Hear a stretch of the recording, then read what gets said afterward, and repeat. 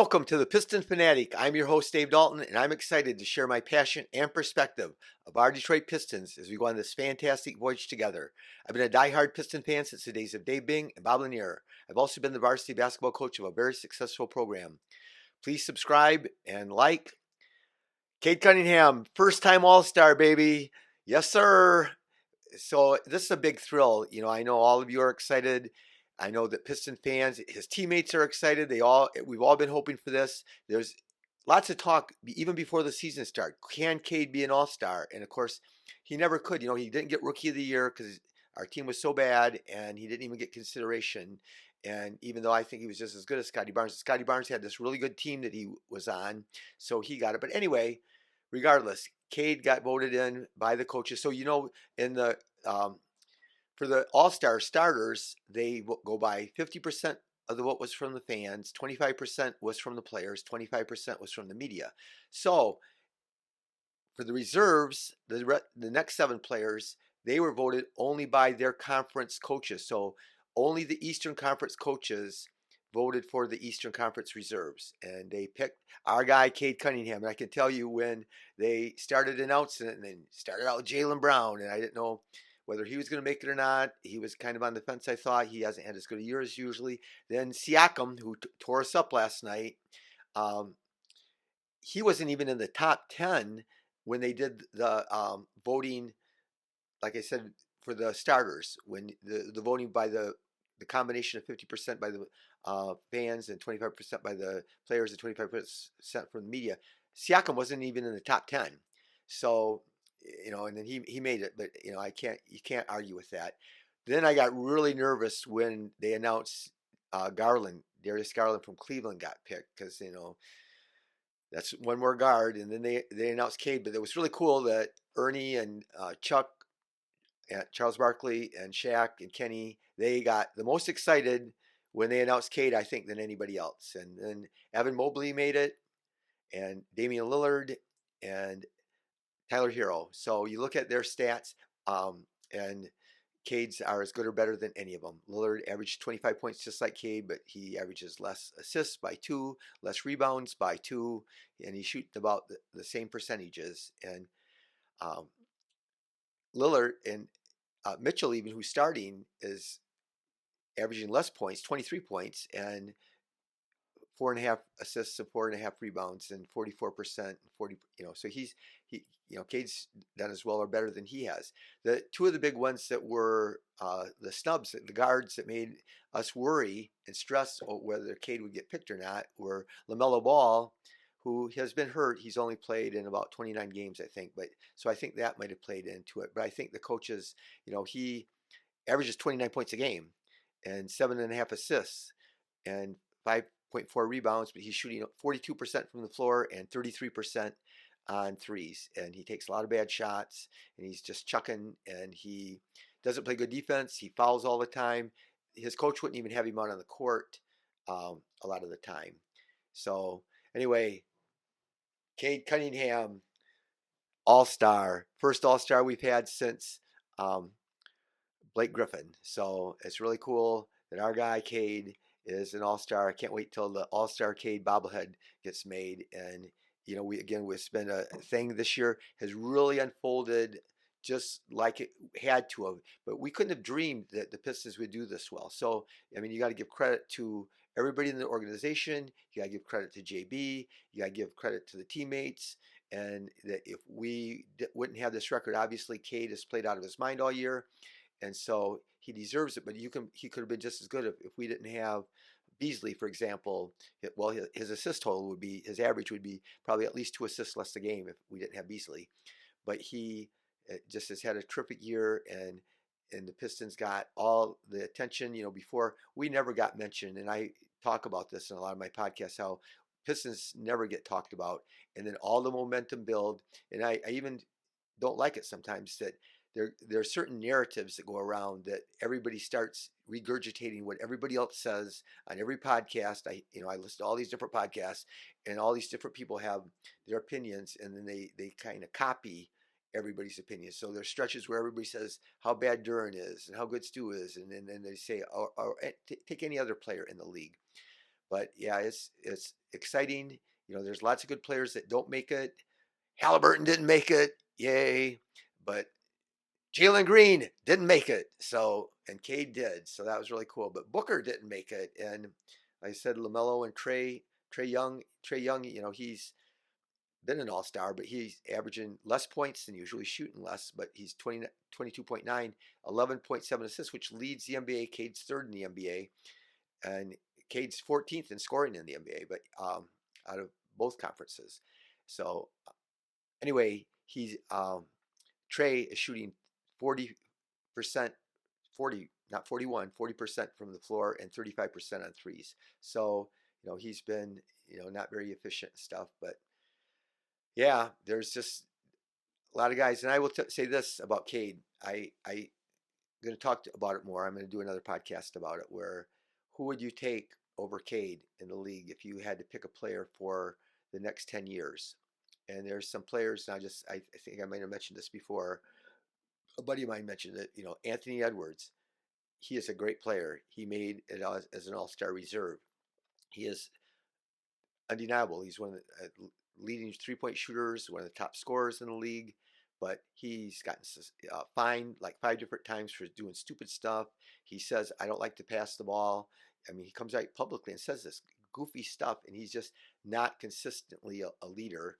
And he doesn't make his teammates better necessarily, and his team's struggling part way. And he's super talented, but it just is really cool that the Eastern Conference coaches picked Cade, and it just is great for our organization that it's shown some respect. We have struggled to get respect, and I just loved it that those announcers were so excited to um, see Cade's name called. So anyway, it'll be fun to watch him play at the All-Star game. I'm going to talk now. I'm going to talk about Ausar and his potential. I'm going to talk about some possible trade targets, and I'm going to talk about real quickly. I guess I'm going to first talk about Stu. So again, last night Stu got ejected right away.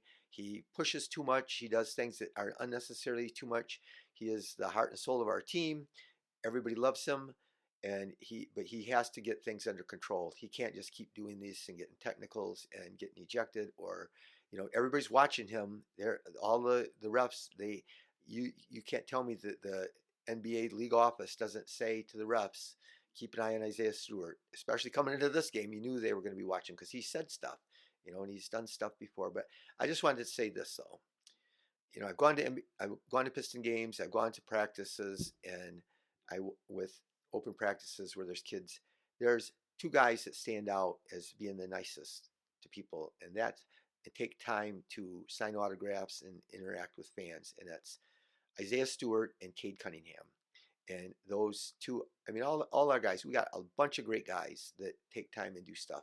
But when I watched it, it's overwhelmingly those two. And Stu, I think I mentioned on a podcast last year, I went to a game, and at halftime I was down by the court, and I was trying to get Asar's attention to tell him to take his left hand and put it on the side of the ball instead of behind the ball. And again, it was last year, and Stu thought I was talking to him, so Stu was helping him and talking to him, and Stu, I was past there were 3 rows of courtside seats, and I was behind those, and he passed me the ball. I mean, just because he's a good guy, just because he wants to interact, and you see how much he gets pumped up for his teammates and how much he cares, and it's really impressive. He just has to get over that. He's like, I don't know if any of you watched The Incredible Hulk, mild mannered Bruce Banner, and then all of a sudden something snaps in his brain, and then his clothes burst off, and he turns green, and he gets all these big muscles, and that's kind of what happens to Stu. But we just hope that he gets things better under control. But anyway, I want to talk about Ausar and Amen Thompson. And so, they're questionable because they couldn't shoot, and they were even questionable before the draft because they played in mediocre competition.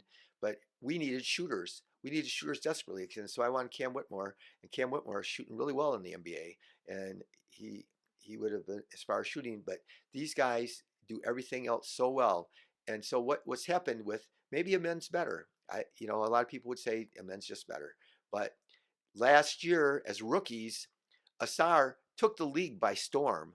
Ausar he was just the people were raving about him all over the NBA, and Monty was playing him all the time, and he had all these crazy stats, blocks and steals together, and he was scoring points, and he was scoring at high efficiency, wasn't shooting the three well, and then like a third of the way through the year, then Monty stopped playing him, and I understand, you need shooting, you need spacing and stuff, but somehow the Rockets are red hot, and well, during this hot streak, Amen's been maybe arguably their best player. So Amen against the Cavs. So in the last like 5 games, they played the Cavs. They beat them twice, and the Cavs are the top team in the East. He had a game where he had 16 rebounds, 16 points, 4 assists, and 4 steals. And he had another game where he had 23 points, 14 rebounds, and 10 assists against the Cavs. Triple double. Against the Celtics, he had 33 points, 9 rebounds, and 4 assists, and hit the game winning shot. And he can't shoot threes any better than Ausar. And they found ways to use him. And maybe you could say they have more shooters on their team, but they just found ways to use him, and they just let him play. He got sent to the G League last year. He was playing in the G League quite a bit of time last year, but he just slowly got more and more playing time this year. So in these games recently, he's playing 40 minutes, and our guy Asar's playing 20 minutes. And he did have one game where he got 30 minutes and had a great game, but then even since then he's playing 20 minutes. So my thing is, these guys have a chance to be just such great stars because they just do everything at such an elite level. And when you want to talk about them contributing to winning, if you think they can't be on the floor, Amen's proven they can. And is there a better player comp in the NBA? During the draft and stuff, everybody's always trying to do player comps and say who to project who this guy's going to be like. There's no better player comp than Amen and Ausar, even though they're not the same player. They do have differences. Twins are different than each other. But they're about the same size, and they have both unbelievable athletes. You could argue Amen's slightly better athlete, but Ausar is terrific. And JB and Cade both mentioned after the game last night, that they were going to start giving Ausar more ball handling things. And again, we are going to make the play in. That there's too many teams tanking and doing terrible and have injuries. And there's a slim chance, but very tiny chance that we won't at least make the play in.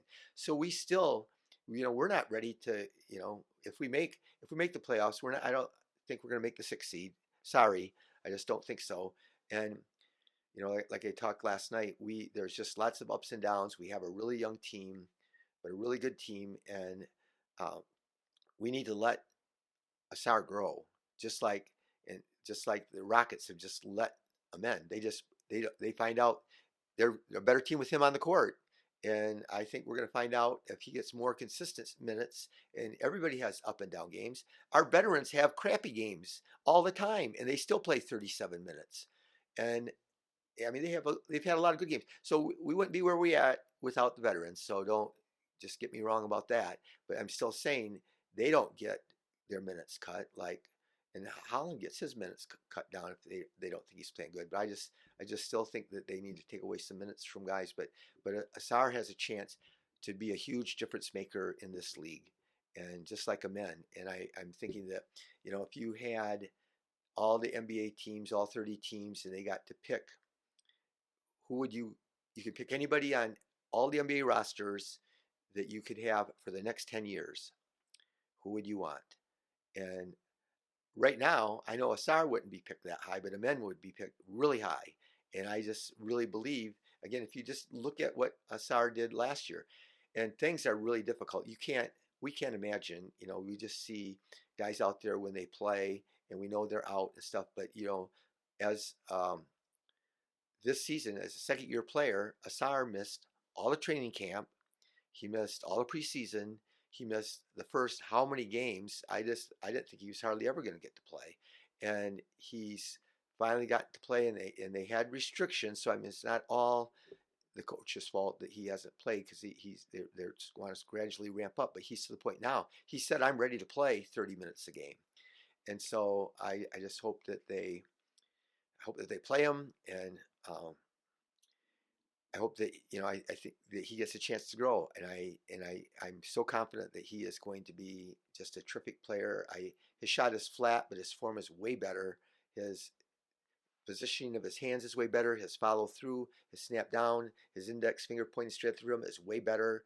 But he just shoots. He's just got to lift it up just a little bit of shot, but he's got to get confidence. And I can't guarantee, but so Ausar this year is played 25 games, averaging 8.2 points a game, 4.7 rebounds, 1.6 assists, and shooting 51% and 22% on threes, 59% on free throws. Amen has played 43 games, averaging 13.6. So his average has just taken off just recently. I just listed some of those games that he's done recently. And so, but it's after building up some confidence through a bunch of games, through 43 games, they've played him more and more and more. And then he got lucky. I think they got some injuries. The games that he starts, they're way better.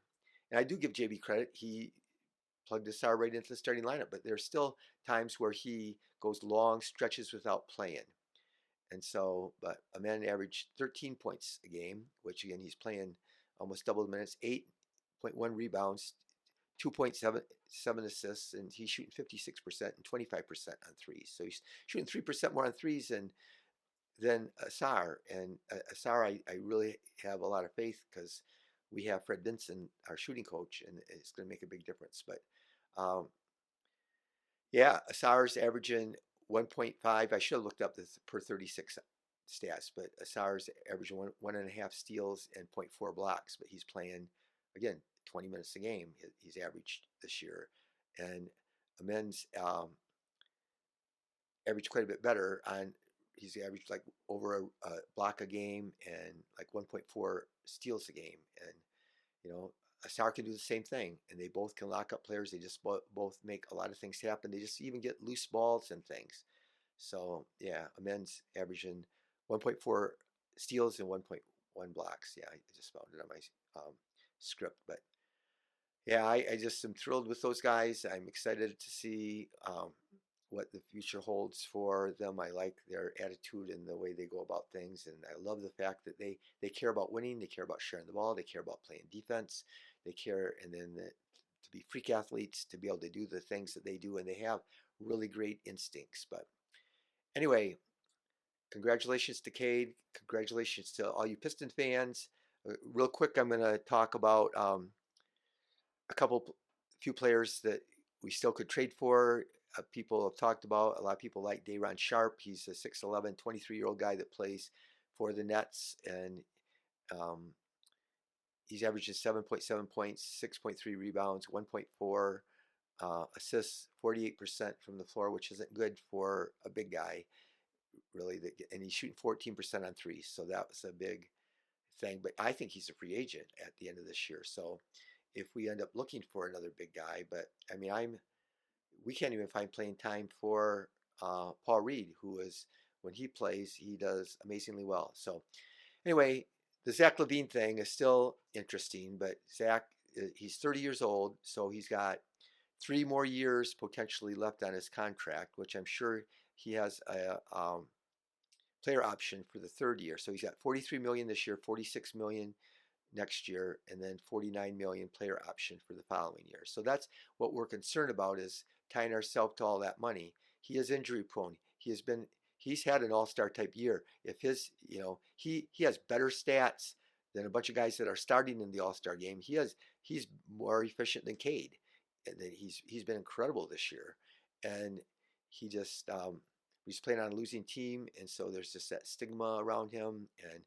And we could have got him for real cheap, just like we could have got, I said DeAndre Hunter, we could have got him really cheap before. A lot of guys' values fluctuate, and it's always good to buy low. Also, I didn't mention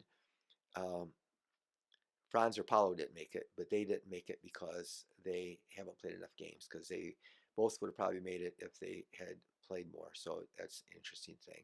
But Colin Sexton, he's only 6'3", so that's a downside for him, but he's 26 years old, which he's still right beginning of his prime, 18.4 points a game, and he's playing for the Jazz, who's are bad, but but he still scores at shooting 47% from the floor and 41% on threes. And he shot a good percentage when he played for Cleveland. And they just didn't want, they had him and Garland, and they both were undersized guards. They liked Garland better, so they unloaded Sexton, even though he had been really efficient and really effective playing for them. But he has 18 million this year, and next year 19 million. The problem with trading for him is Danny Ainge. Danny Ainge always wants to win the deal. He always wants to rip people off, and so I'm not sure what we would trade for him. I'm not sure.